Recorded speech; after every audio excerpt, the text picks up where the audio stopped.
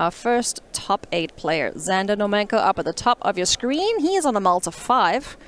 Up against Julian Korfine, who looks to have a healthy hand of 7.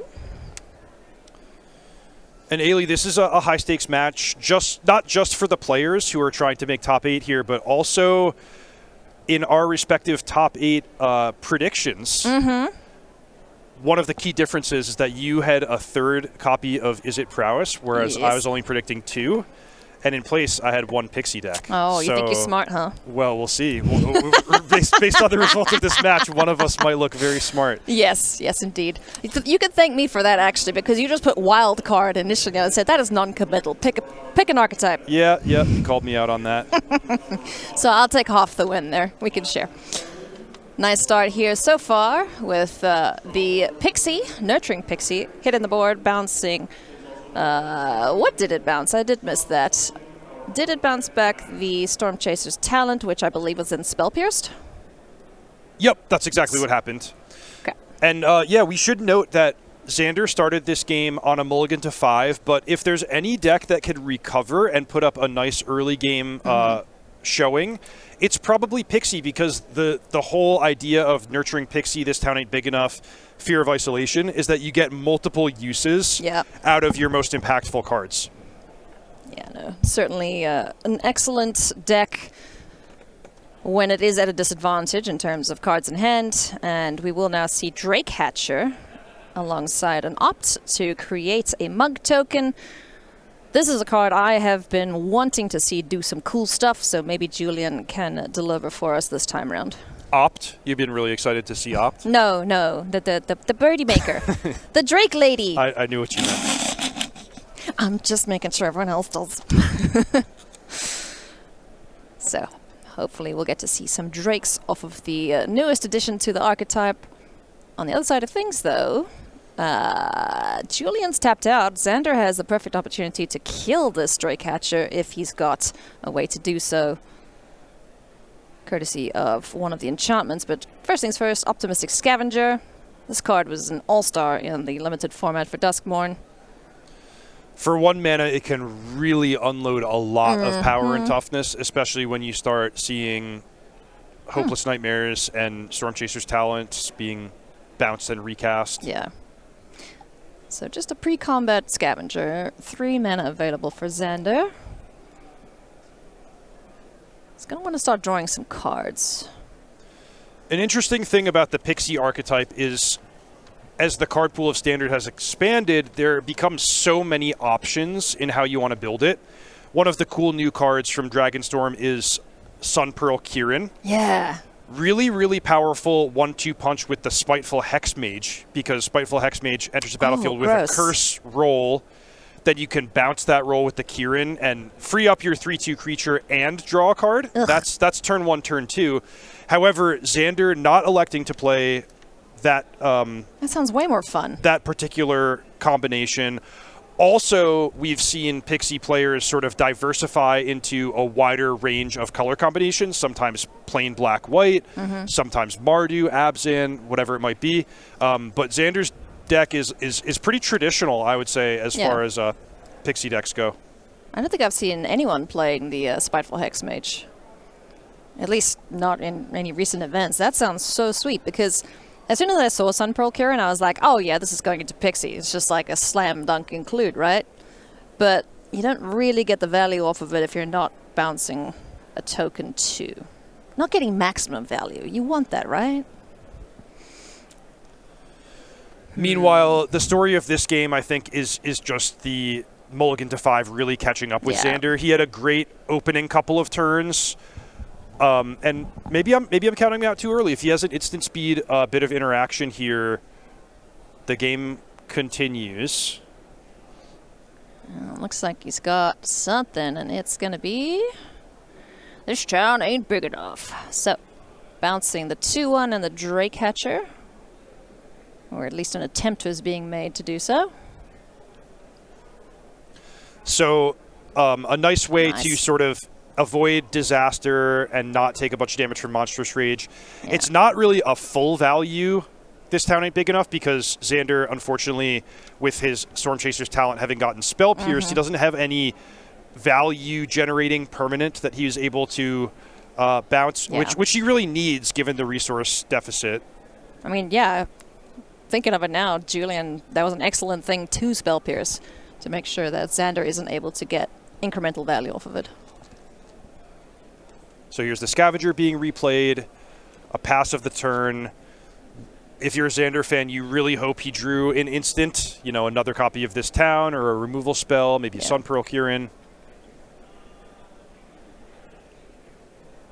He does have the 4 copies of Nowhere to Run. I was kind of expecting that a couple turns back to kill off the Drake Hatcher, but doesn't look like, at least currently, that that's an option. Yeah, I'm not super optimistic that Xander's going to survive this turn based on the double slick shot show off. I mean, the best he can hope for is an answer to one of them, but even then he's taking a bunch of damage, and the ground creatures don't line up particularly well as to be able to block those. Yeah, Torch the Tower was revealed there alongside a land, I believe, so that gets rid of one of these creatures. And then, yeah, gotta think that's lights out unless Xander has some instant speed interaction. So an interesting thing having Julian being forced to play into the open mana and the uncertainty. What you could do is just attack with everything, let Xander line up blocks, and say, okay. In which case Xander could survive at 1 life, but basically lose his whole board. Yeah. Or if you think, hey, I'm spelling blood here, I don't think you really have the right interactive card, I'm just going to Torch the Tower, one of your blockers, and get you with these slick shots. It's actually, if Xander has a single removal spell or a this town, I think the Torch the Tower might just wind up being lethal up front, because you remove a blocker, Xander bounces one of the slick shots, but then one of the ground creatures gets through. So yeah, I can't think of any single card Xander can have this is going to end well for him. Yeah. So Xander essentially needs 2 pieces of interaction here.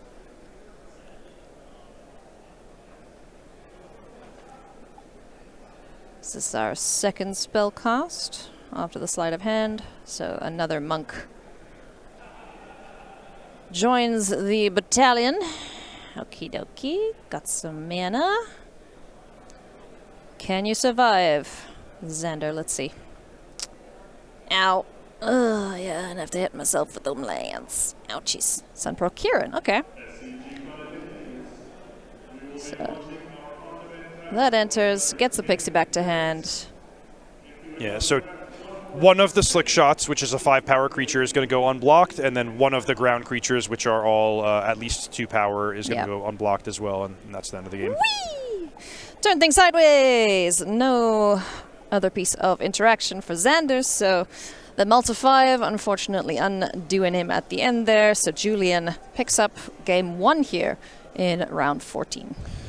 Sometimes you see a game where it's just so clear-cut that the resource disadvantage made the difference. Like, after Xander played a flurry of, 4 or 5 spells in the first 3 turns of the game, if he had had a strong follow-up, just spot him a Kaito or 2 removal spells or, some kind of value-generating permanent that he can bounce and replay, it's pretty easy to imagine him having gotten ahead and stayed ahead there.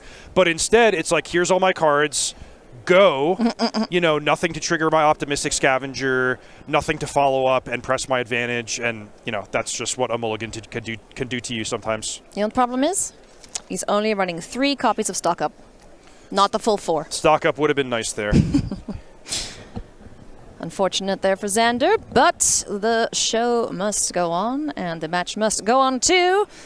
And you know what else must go on? No, it's not my heart. It is my hype for the upcoming set in Final Fantasy that is coming up next for Magic the Gathering. Go and pre-order your cards at starcitygames.com/MTG-Fin. Go get some sweet, sweet card art. Even if you just like the characters and you don't give 2 hoots what the text says, I'm sure a lot of players are just going to be buying them for that. So yeah, if you know any Final Fantasy fans out there, well, you just found their next Christmas/birthday present. You'd be pretty happy if you got Final Fantasy cards, huh? I'm in there. I've placed a pre-order. I'm getting ready to gear up for Pro Tour Final Fantasy. So this is a set that's going to have a huge impact on basically every format in Magic. You know, Standard, Vintage, Legacy, Modern, Commander, whatever it might be. It's going to be a fully supported draft format. So any Magic player can have some fun with Final Fantasy, and I think lots of us will. I'm looking forward to it. I am not the biggest Lord of the Rings fan, but I really did enjoy that limited format. And, you know, I don't want to say that the other sets aren't as loved or as polished, because there have been some excellent ones, obviously. But I do think that a little extra care is taken with the Universes Beyond ones, just because they have to do the IP justice, right? AKA appease angry fans. Yes, make fan happy. Then it's going to be a good set, I think. I really like Vivi. Is that how you say his name? V-I-V-I? Yeah. Yeah. That card looks so cool. Yeah, Vivi's one of the more iconic characters from the series. And, yeah, super, super cool. I like a lot of the way that they have treated the Black Mage and Wizard class, where it, like, pays you off for... Look how cute it is. There we have it. It's adorable. I want to build this. Some of the CDH community, well, actually quite a lot of them, are going nuts about this card. So I'm like, yeah, okay, cool. I just want to play it in a dumb spells deck. But, yeah, this is so cool. Do you think it can find a spot in Standard? Yeah. I think so. I mean, it's just a high potential card, right? Yeah, just put it in the Izzet decks. Izzet Prowess here. Have a new friend. I know you don't like 3-mana stuff necessarily, but this looks kind of fun.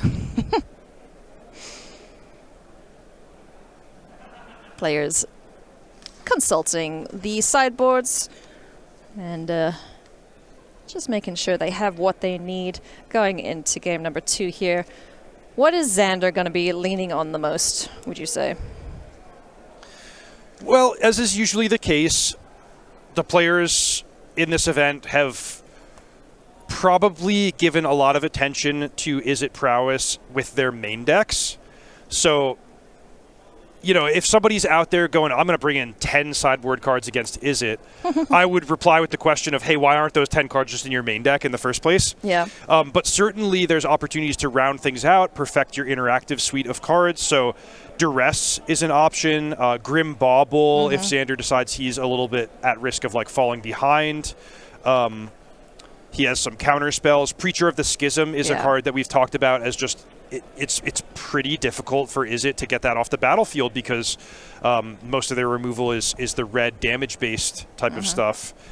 So yeah, I think this is going to be largely about like small tweaks here and there. Maybe bring in the 2 Preachers and perfect optimize your suite of removal. Xander looking at a hand of 7. I think he's on a mull to 6. Julian, I think, is happy. I'm not sure if he mulled though. I could see one of the stressors in Xander's hand is he has 2 Darkslick Shores as his only his only lands, so no white mana available. And he's on the play, so that's not great. Yeah, I mean, that's a real thing. Like the consistency issues of a 3-color deck leading to some awkward openings, some extra mulligans, does add up over the course of a long event. Gonna keep. So I don't think that was a mull then. Great. Both players, 7 cards in hand. Top of the deck needs to be kind to Xander. Darkslick Shores to kick things off. And we are gonna make Julian discard here. Goodbye, Monstrous Rage. Wow, discarding the best card in your deck. What the heck, man? Jim and Corey in the morning had a really good discussion about when and if you sideboard out Monstrous Rage. Like, is this a card that is just always great, or can it be a liability if your opponent is prepared with a lot of removal and board sweepers? And yeah, I don't really have much to add to how they broke it down in the morning, which was basically like, you can think about it. But yeah, definitely a great card that could be part of a balanced configuration even after sideboarding. Yeah, it's like the ultimate gotcha card right now, as we're going to see another copy of Hopeless Nightmare hit the board. Now what does Julian chuck? I don't imagine he's got any obstinate Balos in the sideboard, huh? No, I did check just to be thorough, but I don't think there's anything that can really be discarded for profit in the Is It deck. That's so funny. I did see a couple of control decks playing these green behemoths in the sideboard. I'm like, what on earth? Okay, clearly Pixie is a problem.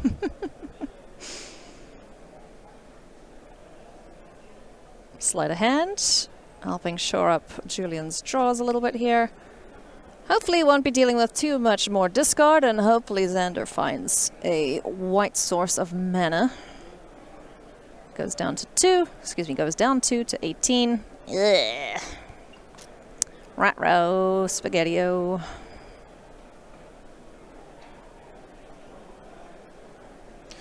Yeah, poor Xander, I think, has just drawn only white cards for his draw steps so far. There's nowhere to run, so sure, that can kill this little guy if he gets too big. Or kill a monk if needs be, but I mean, this is not exactly a juicy target right now, and it can get out of range if there's enough nonsense in Julian's hand. Never mind, it dies. Okay, nothing. Wow. Huh. Duress, let's see. Yes, please. This is the only way we get hand cam. No! Never mind. Well, we know there was a negate. I like Julian's position because just even on the board, he can level the Storm Chaser's talent to get some slow long-term value. Let's get the negate again. What would you pick? There's some nonsense in that bin. It's negate, sleight of hand. Oh, no, never mind. Oy. Hi, Ral. That is a powerful sideboard card that Julian has brought in here. Really anticipating a heavy resource trading game and bringing in the Planeswalker that if the opponent's just packing all Grim Baubles, cut downs, nowhere to runs, and you drop a Ral Crackling Wit, you're going to be in great shape. Alternatively, if your opponent's mana screwed, unable to cast their white spells, this thing is going to absolutely run away with the game. Goodness me. So, Ral hits the board. Pluses. Gets triggers off of any non-creature spell being cast. Gets counters. Loyalty counters off of any non-creature being cast. And this is Trainwreck City for Xander.